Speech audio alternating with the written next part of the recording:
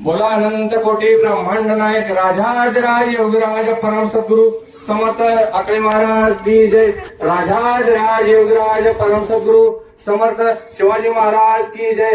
राजाधिराज योगराज परम सद्गुरु समर्थ रत्नाकर महाराज की जय। अवधूत चिंतन श्री गुरुदेव दत्त।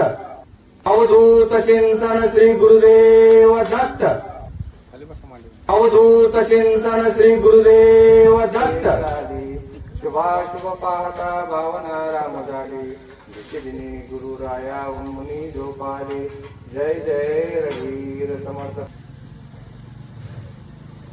उपेक्षू नको गुणवंता अनंता रघुनायका मागणेची आता।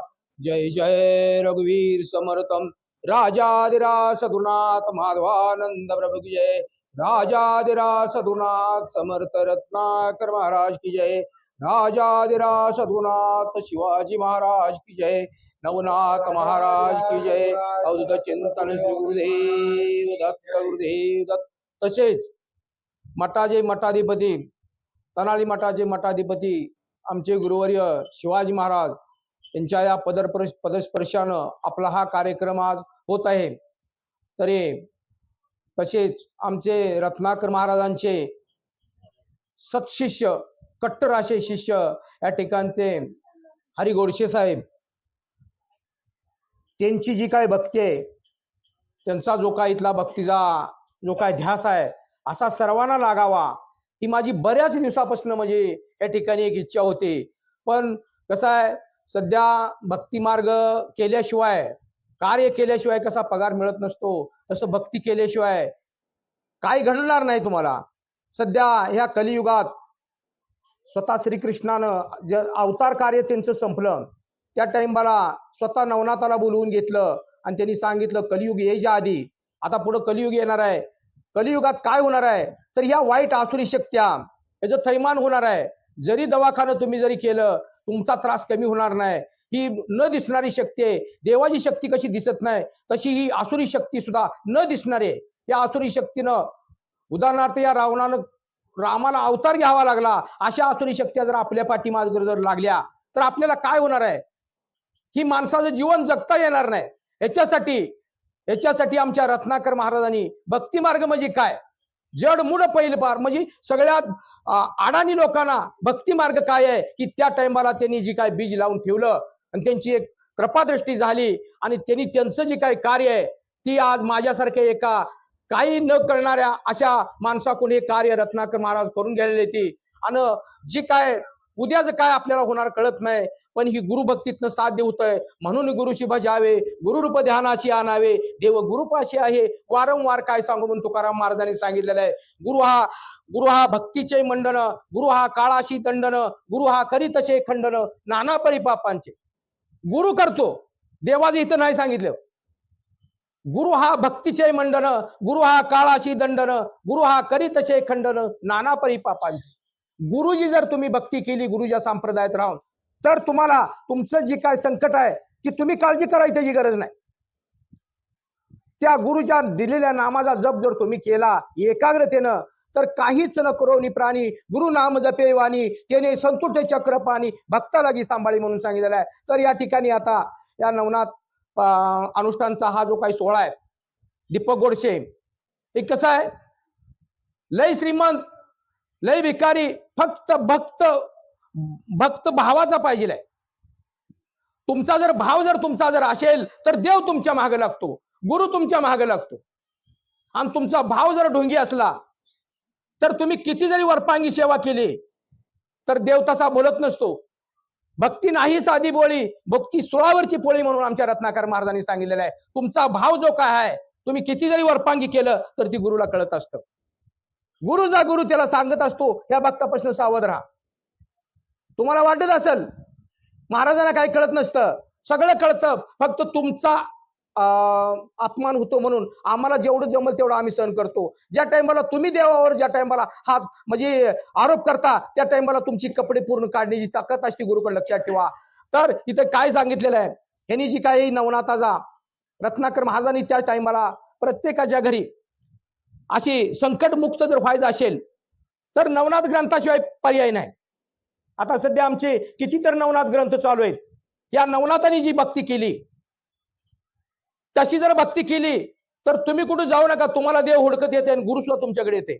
एवढं सामर्थ्य या रत्नाकर महाराजांनी जी काही नवनाथ पारायण करायला सांगितली. नवनाथ म्हणजे काय, ही तुम्ही 40 दिवस लागतं, रोज 3 तास याचं विश्लेषण करावं लागेल, तेव्हा तुम्हाला कळल. इतका मोठा सार भरून ठेवलेला आहे. आणि या नवनाथांनी केलेल्या भक्ती प्रमाण जर केलं तर तुमचा 50 ते 60% दवाखाना कमी होईल. सध्या रत्नाकर महाराजांच्या नावानं जर आमच्या एखाद्या भक्ताचा फोन जर आला तर दवाखान्यात असलं तरी सुद्धा आपण तुम्हाला आवराचं दवाखान्याला जाऊ देणार नाही. आणि जर नसलं तर ती जागेला एक 15-20 मिनिटात त्याचा रिझल्ट येईल. हे आमच्या भक्ताचा अनुभव आहे. त्या कलियुगात ही खरं वाटणार नाही, पण ही गिनीश बुकात सुद्धा नोंद म्हणजे नसल असलं मोठा अनुभव आहे.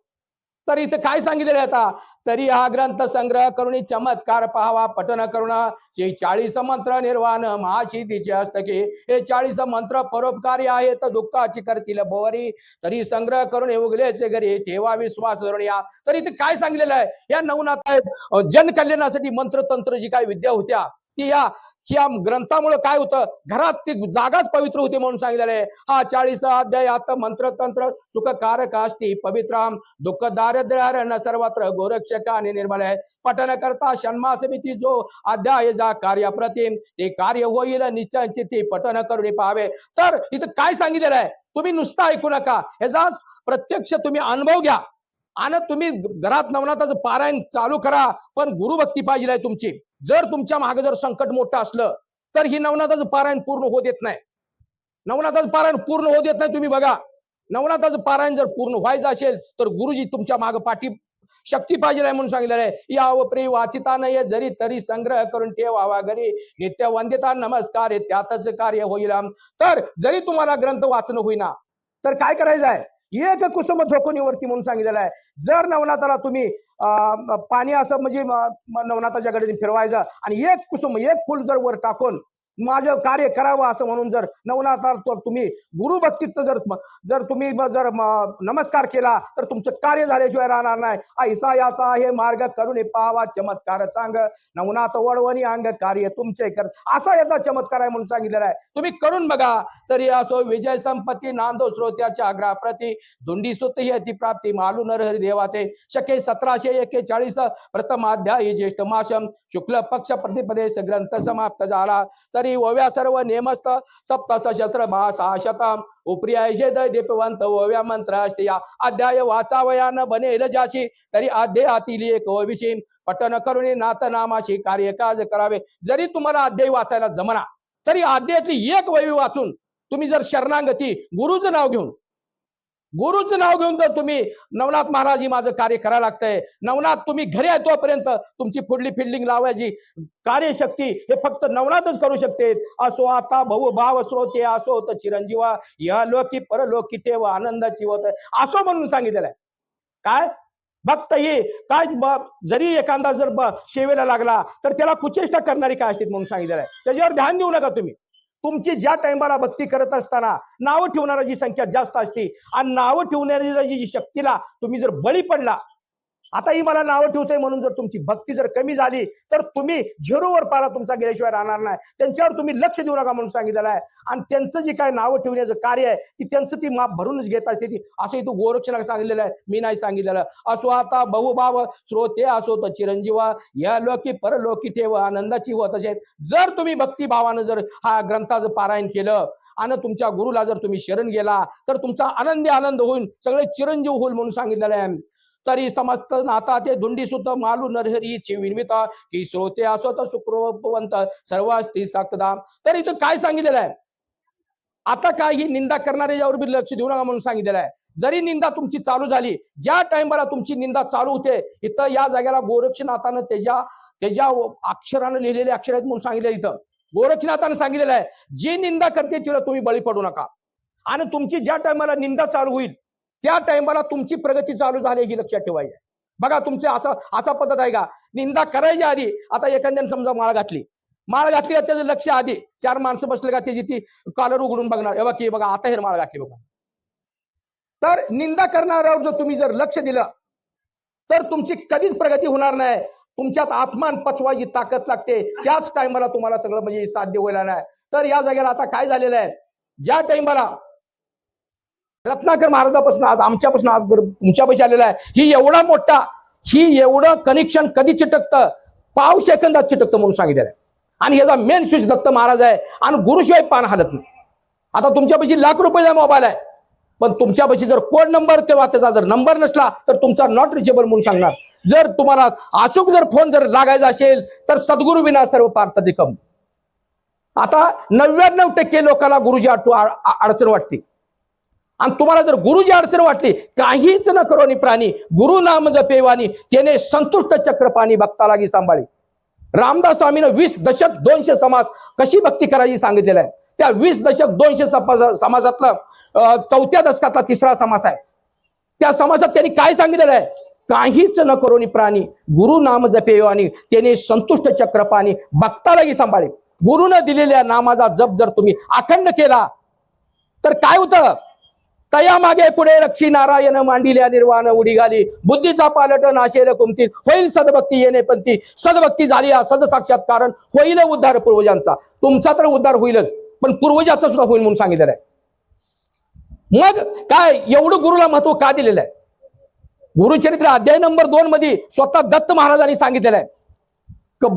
कलीला सांगितलं, कलियुगा चालू व्हायच्या आधी सांगितलं की बाबा हे बघ, तू कलियुग जरी असला तर तू आता कलियुगात जाऊन भक्तांना त्रास देणार आहे. तू सगळ्याला त्रास दे, पण गुरुभक्ताला त्रास देऊ नको. गुरुभक्ताला जर त्रास द्यायला लागला तर तुला त्रास होईल म्हणून सांगितलेलं आहे. स्वतः ब्रह्मदेवान कलीला सांगितलेलं आहे. ब्रह्मदेवे लिहिली दुष्टाक्षरे गुरुकृपे ते शुभ होती. जर ब्रह्मदेवान आपल्या नशिबात वाईट जर लिहिलेलं असलं तर गुरुन सांगितलं जा तुला काय होत नाही, बाधणार नाही म्हणून स्वतः ब्रह्मदेवान 22व्या 32वी ओळ आहे बघा. गुरुचरित्र अध्याय नंबर 22 त्यातली 32वी ओळ आहे. लिहून या तुम्ही. मी पदरच बोलत नाही. आणि हे आमच्या रत्नाकर महाराजांनी दिलेलं ज्ञान आहे, त्याची प्रॅक्टिकल कृती केलेली. म्हणून आज आवराचं जरी माझ्या भक्ताचा एखादा फोन आला तर फक्त रत्नाकर महाराज की जय म्हणून जर त्याला जर सांगितलं, त्यानं माती घेऊन तर तिला दे. हे अनुभव आहेत या लोकांचं. एक मोकळा बाजार नाही. आणि तुम्ही देव कुठे आहे जर म्हणला तर तुमच्या कामाच्या रूपानं तुम्हाला देव बघायला मिळेल. आणि देव जर बघायचा असेल तर असं या नवनाथांनी काय केलेलं आहे, 12 वर्ष फळीला असं खेळायचं वर टोक करून त्याच्यावर अंगठं ठेवून सूर्यनारायणाकडे बघत नुसत्या हवेवर त्यांनी तपश्चर्या केलेली आहे. ती तेव्हा त्यांनी एवढं मोठं ह्या नवनाथाला एकाला सुद्धा आईच्या पोटात जन्मलेलं नाही. कोण माश्या पोटात जन्मले, कोण सापाय पोटात जन्मले, कोण चिखलात जन्मले, कोण भरतरीत पात्रात जन्मलेले. असे नवनाथाचं म्हणजे सगळं म्हणजे बिगर आई बाज त्यांनी असताना आपण काय म्हणतो, आता सध्या मुलांना कोरोना आहे, लग्न न होण्याचा. ते आता आईवाला सध्या म्हणतात माझं लगीन ना बाळ, मला कोणाला काय करायचंय, अशी अवस्था आहे. मग ह्या नवनाथाला आई नाही, बाप नाही, बहीण नाही, भाऊ नाही. ह्या लोकांनी 12 वर्षाची तपस्या करून जनतेचं कल्याण करण्यासाठी त्यांनी हा भक्ती मार्गाचं भांडार आपल्यासाठी उघडून ठेवलेला आहे. आणि हे भांडार कशासाठी आहे, कशासाठी आहेत? ह्या कलियुगात सध्या ह्या आसुरी शक्त्या, ह्या पितरी शक्त्या ज्या आहेत सध्या घरात अस्थिरता माजलेली आहे. तुम्हाला दवाखान्यात जरी गेलं तर तुमचं रिपोर्ट निघालेत, पण तुम्हाला प्रचिती येत नाही. ही जी काय आसुरी शक्तीचं जी काही थैमान आहे त्यात तुमच्या घरात रिपोर्ट तुमचं निघालेत आणि तुमचा त्रास 1 नंबर आहे.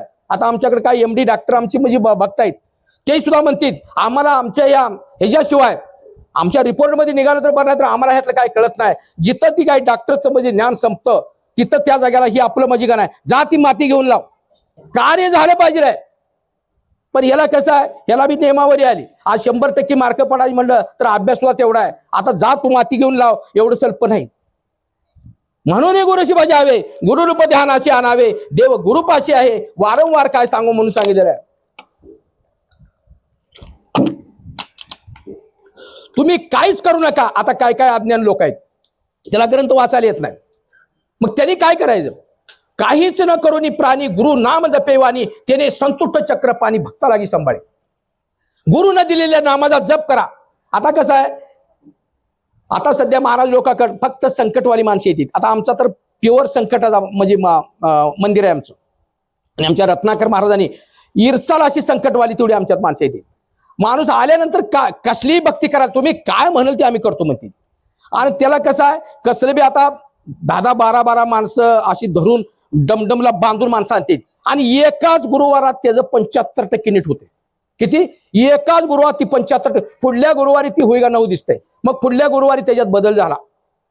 काय एका गुरुवारात एवढं जर झालं तर अरे राजा, तुला आम्ही ऍडव्हान्स देऊन पुढे आता एखादा आपल्याकडे जर असलं तर आपण बँकेचं कसं पैसे घेतो ती पुन्हा फेडायचे.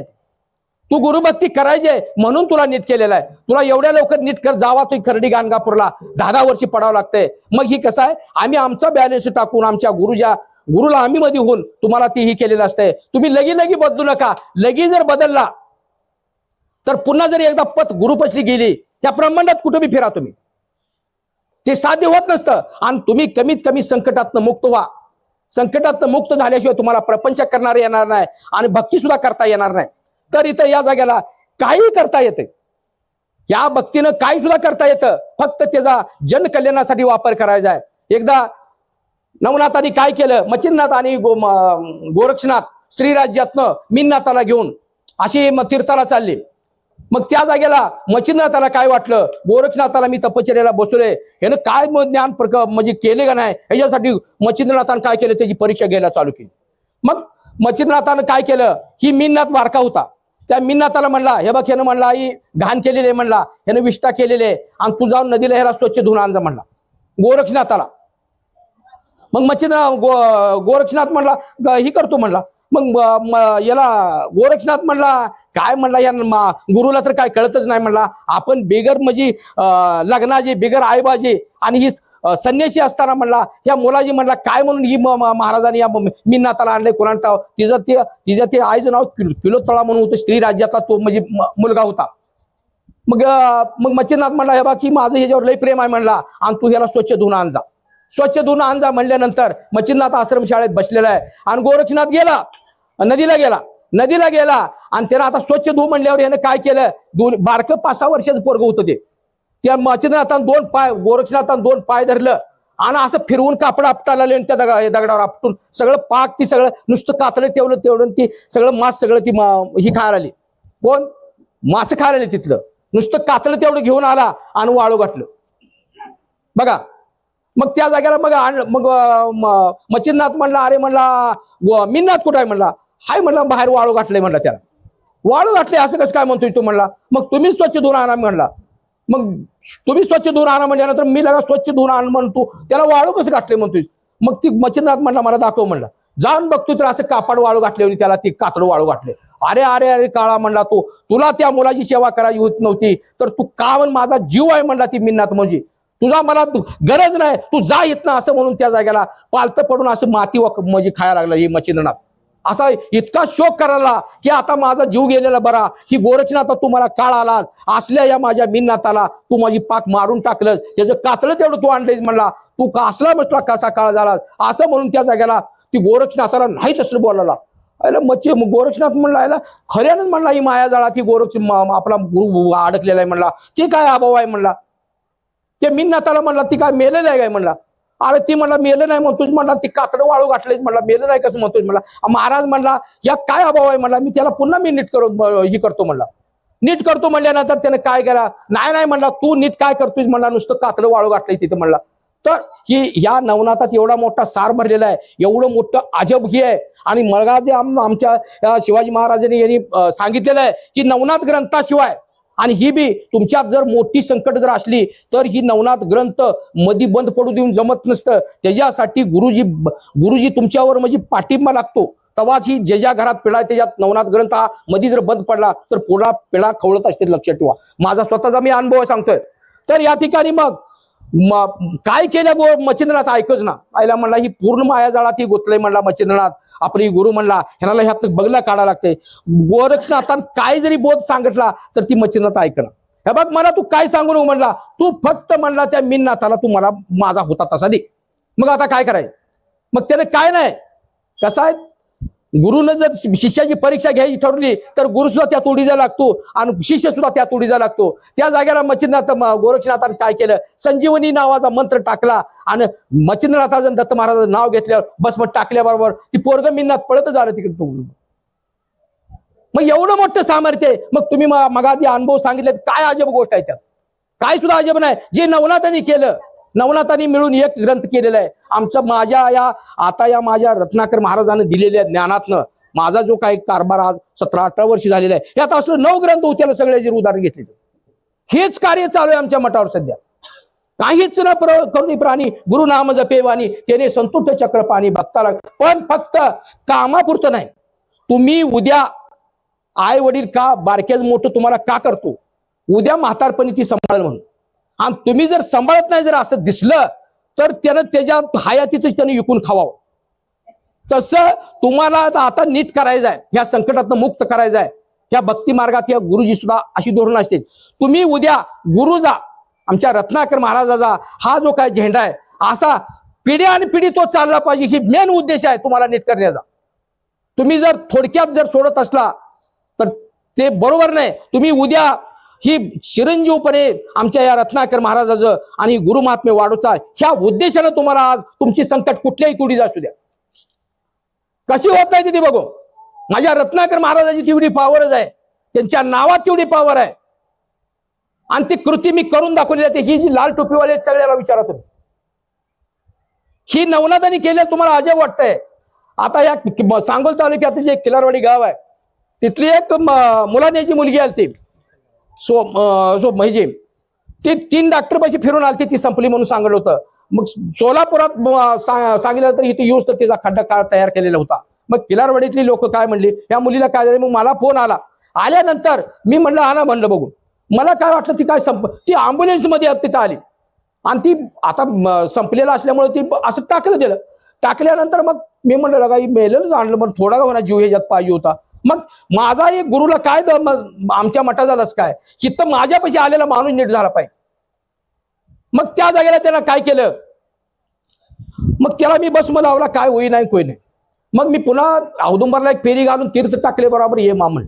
आता म्हणलं ही जिवंत आहे. बाहेर येऊन त्याला तो मला सांगतो ही केलं उठवलं. तोपर्यंत त्या मुलीची आजी आली, म्हणली महाराज हिचा खड्डा तर तयार आहे, म्हणली खड्डा तयार आहे आणि ही मेले म्हणून आम्हाला डॉक्टरने आमचं 40,000 रुपये. मला म्हणलं तू मेले म्हणून तू सांगितलंस का, तू मला फसवलेला आहे, हिला काय होत नाही. आता तिला सरकुलीत दिले, तिला 2 पोराची 7 वर्ष झाली, 7 वर्ष झालेला. त्या मुलीचं नाव फातिमा आहे. मग आणि काय सांगावं, त्या अशी उदाहरणं जर सांगितली तर असलं लय ग्रंथ होत्याल. आमच्या या भक्तांचं जर अनुभव घेतलं ना, लय ग्रंथ होत्याल. मग ही देव नाही म्हणता, फक्त ही सगळं काय ही गुरुभक्तीतनं साध्य होतं. म्हणून गुरुशी बजावे, गुरुरूप ध्यानाशी आणावे, देव गुरुपाशी आहे. वारंवार काय सांगू हे बघा, आपण हिथून नुसतं सांगताना भरमतोय. एक 20 फूट पुढे गेलं का इसरतंय, 100 फूट गेलं त्याच्या पुढे गेलं का लागला हाती टोकरायला. गुरु हा सत्या लागी साय, गुरु हा साधकाशी माय, गुरु ही कामधेनु गाय, भक्ता घरी दुबदेश. तुम्ही साधनारूपी भक्ती करा. साधनारूपी म्हणजे कशी आले, तुम्हाला नित्यनेम आला. नित्यनेमे प्राणी दुर्लभ, लक्ष्मी वल्लभ तयाजवळी. नित्यनेमान सेवा करणारे भक्त सध्या देवापाशी त्याचा दुष्काळ आहे. तुम्ही असे अनुष्ठान करचाल महिना आणि पुन्हा त्याच्या जाळ्या झाडाला तुम्हाला महिनाभर लागते. पुन्हा त्याच्यावर पुन्हा पुढल्या कार्यक्रमाला नित्यनेमानं तुमची जिथं सेवा चालते त्या ठिकाणी भगवंताला आल्याशिवाय पर्याय नाही आणि गुरुला त्याचं रक्षण करावंच लागेल तुम्हाला.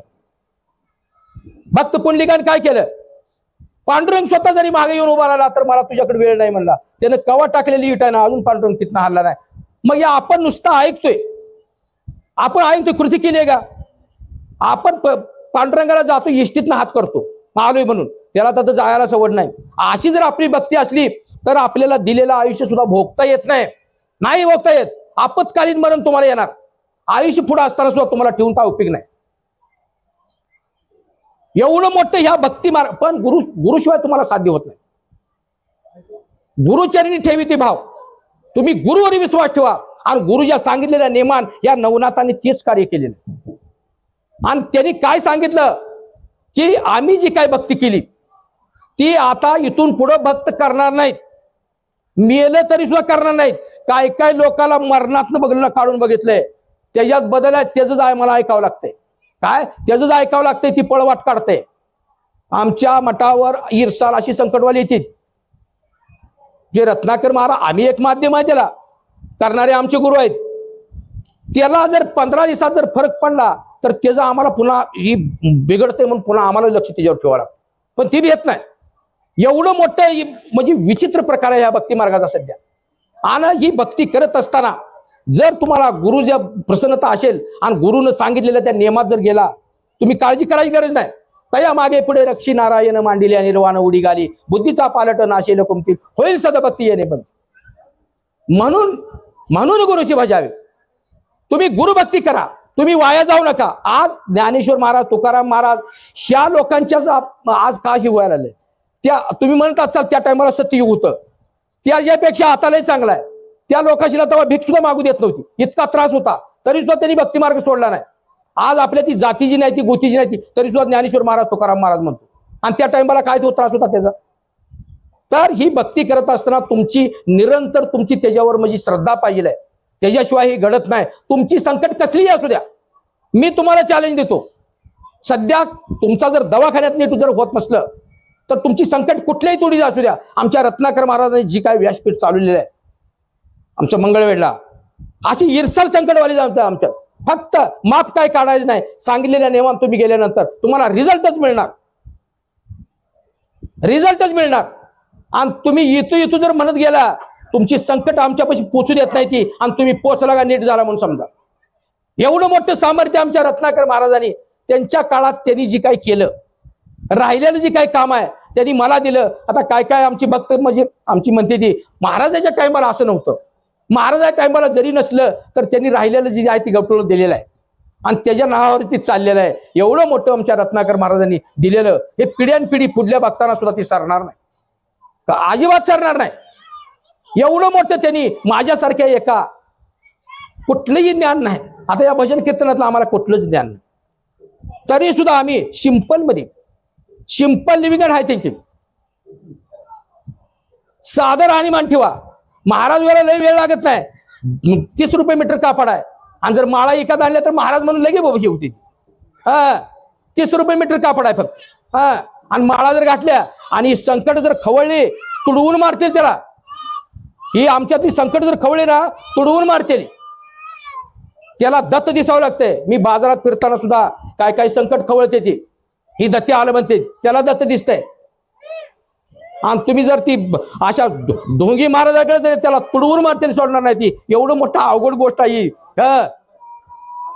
तर ह्याच्यासाठी तुम्ही गुरुभक्ती करा, सिंपल मध्ये राहा. सिंपल मध्ये राहून तुम्ही भक्ती करा. जगात पिशाच्या अंतरी शहाणा, सदा ब्रह्मी जाणा निमग्न तो. जगात तुम्ही भूतासारखं दिसलं तर चालेल, पण सदा ब्रह्मी जाणा निमग्न तो. गुरुच्या नाम जपात जर तो तल्लीन असला तर त्याला काही सुद्धा कमी पडत नाही. म्हणून सिंपल मध्ये राहून तुम्ही भक्ती करा, नियमानं करा, हंगामी भक्ती करू नका. आपलं सध्या कसं आहे, कामापुरतं जायचं, महाराजाला सांगायचं, महाराजा कृपा आशीर्वाद होते, तेवढं एक काम झालं की तकडं हे इकडं. योगायोगान जर कुठं वाटत गाठ पडली तर काम नसताना बोळात पडते. आता महाराजाला काय सांगायचं. मग असं करू नका. तुम्हीच तुमचा खड्डा तुम्हीच काढून घेताय.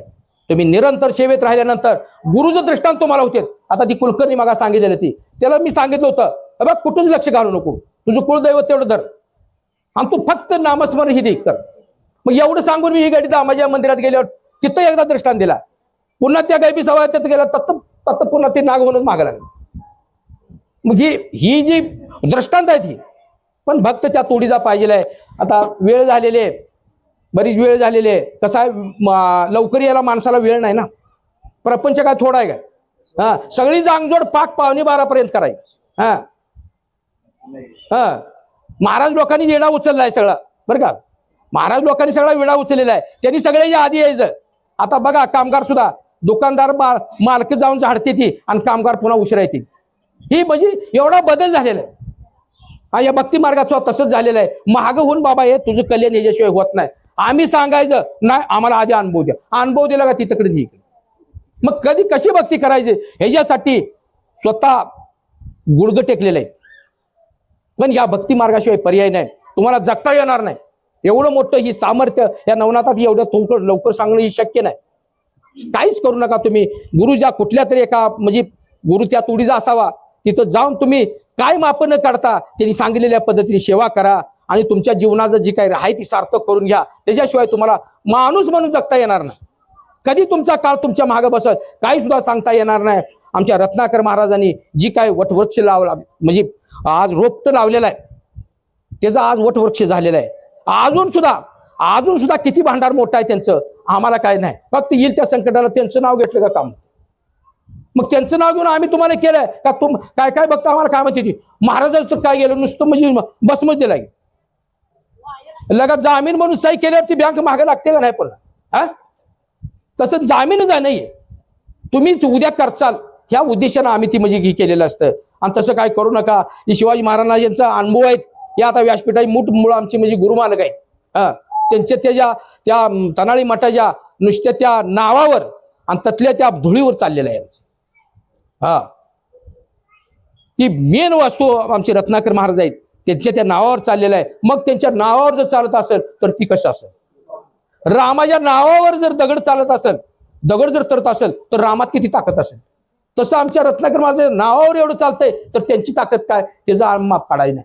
मग म्हणून गुरुशी बजावे गुरुप ध्यानाशी आणावे देव गुरुपाशी आहे वारंवार काय सांगू. इथल्या तुमचे कसलेही संकट असू द्या, कसलेही संकट असू द्या. आता एक करडी गाणगापूरला जी काही पीडित लोक आहेत का नाही, सद्भक्तीनं म्हणजे आमच्या नियमान जर गेलं तर तिथे एक माणूस राहणार नाही. तर कसं आहे ही बोलणं माझ्या रत्नाकर महाराजाच्या शक्तीचं आहे, आपलं नाही. मी काय करू शकत नाही.